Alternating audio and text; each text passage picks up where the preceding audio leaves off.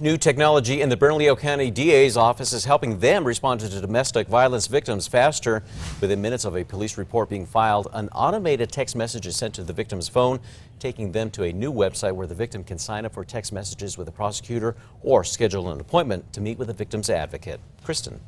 We have a big storm system sitting off to our west, close enough to give some showers out over the Four Corners. You can see the rain and high mountain snow working through northwest New Mexico and southern Colorado. Also, some isolated thunderstorms possible out towards that eastern state line as the dry line sets up. But everybody in between, including the Albuquerque metro, breezy to windy conditions and a lot of sunshine. David. A shooting suspect is waking up behind bars after turning himself in. Ephraim Bashir is accused of shooting his girlfriend at an Albuquerque apartment complex over the weekend. She remains in critical condition. Now, police say he's related to Darian Bashir, who's accused of shooting and killing UNM baseball player Jackson Weller outside a Nob Hill bar. New Mexico Secretary of State Maggie Toulouse-Oliver speaking out on impeachment proceedings against President Trump. The U.S. Senate candidate said in an interview it's time to hold the president accountable for possible obstruction of justice.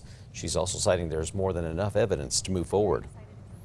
A South Texas migrant facility is back to normal operations this morning, less than 24 hours after suspending intake during a flu outbreak. Officials say the McAllen facility has been sterilized and all 32 people sick with the flu have been treated. This comes out just days after a Guatemalan teen died after being diagnosed with the flu at the same facility. Well, the city of Albuquerque is continuing to clean up the Rio Grande Tree Nursery. This comes after neighbors say the city has been using it as a dumping ground. The nursery is meant to grow trees, but neighbors say that's not what it's being used for. The city says the nursery is a convenient spot for park crews to store items temporarily, and they hope to have it cleaned up sometime within the next month. Backlash over Georgia's new abortion law continues to come from Hollywood this morning. A rep for actress Kristen Wiig is confirming that her new comedy has been pulled from filming in that state. Excuse me, this comes after Georgia's governor signed a law banning abortions once a fetal heartbeat is detected. Amazon and 3 more production companies are also refusing to film in Georgia. Well, the acting chief of the Department of Homeland Security is speaking out about the migrant children who have died while in U.S. custody. Kevin McAleenan says preventing more deaths will be difficult unless Congress approves more funding from the flow of migrants. McAleenan says that he hopes Congress will consider the $3 billion funding request. Back here in New Mexico in Espanola, the company is now working with Los Alamos National Laboratory. The Journal is reporting that the Performance Maintenance has won a 5-year, $52 million contract to provide janitorial services, all for the lab. Lannell says working with the family-run business is part of their work to prioritize opportunities for small regional business. McDonald's workers are protesting this morning against the fast food giant over a number of issues, including low wages and an unsafe working condition. This comes after employees in Chicago filed an OSHA complaint claiming over 30 violent incidents occurring in the last year. Right now, the city of Albuquerque is keeping a close eye on medians this morning after thieves have been caught stealing rocks from those areas. A woman says that she spotted 2 women loading up large rocks into an SUV from medians along Eubank. Parks and Rec says that newly planted trees have also disappeared. The city says the rocks can cost up to $100 a ton to replace. Kristen. Today's Metro Threat Index at a 4, looking at some cooler temperatures today, cooler than normal for sure, only in the low 70s this afternoon. And of course, those pesky winds coming out of the south-southwest, about 15 to 25 miles per hour sustained, gusting possibly up to 50 miles per hour this afternoon. David?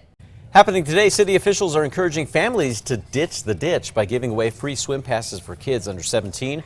This is an effort to keep kids from playing in ditches and arroyos. Passes will be available at the West Mesa Aquatic Center starting this morning at 11. It's all while supplies last. A New Mexico man continuing to be remembered for his service to the state and the Navajo Nation. Senator John Pinto received the Navajo Technical University's first honorary doctorate degree for his lifetime dedication to public service. He is one of the longest-serving Native American legislators and one of a handful of surviving Navajo code talkers. A pilot program is prepping students in Santa Fe for life after high school. It will start next school year and helps kids transition from high school to work. The district is developing project-based learning both in the classroom and out in the community, all in the hopes of giving students skills like working in groups, problem solving, and even getting to work on time. Well, redesign for the $20 bill featuring Harriet Tubman will not debut next year. Treasury Secretary says that the new currency will be unveiled in 2028 instead. The department says the move is to focus on boosting some security features. Looking ahead for you, the city is asking for your help to prepare for the National Senior Games. The city is hosting a neighborhood cleanup event to get ready for the visitors. The cleanup is going to be taking place on June 8th. Trash bags and gloves will be handed out for those wanting to participate. We posted a link for more information at alwaysonkrqe.com. We are taking you back 9 years ago on this day, May 23rd, 2010. We actually had 2 EF2 tornadoes occur up in Union County. 4 other weak tornadoes. There was some damage reported there to fences and mobile homes. That was on this day 9 years ago. We take you now to the 5 facts at number 5. The city of Albuquerque is wanting to keep kids safe this summer. Today, city officials and the Water Safety Task Force are encouraging families to ditch the ditch by giving away free swim passes for kids under 17.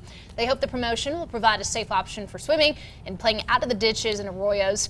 Passes will be available at the West Mesa Aquatic Center starting today at 11 a.m. through Memorial Day weekend while supplies last. At number 4, fed up neighbors now have the city working to clean up a tree nursery it's been using as a temporary dump. For months, neighbors say the Rio Grande nursery along Rio Grande and Candelaria has not been used like it was intended, which is to grow trees. Instead, they say trash continues to pile up. Now, the city says the nursery is a convenient spot for park crews to store items temporarily. The city says they hope to have it cleaned up within the next month. At number 3, slightly cooler today, breezy to windy with showers in the 4 corners and isolated thunderstorms possible at across the eastern counties today through the weekend. At number 2, the shooting suspect and relative of a suspected killer is waking up behind bars. 43-year-old Ephraim Bashir is accused of shooting his girlfriend in an Albuquerque apartment over the weekend.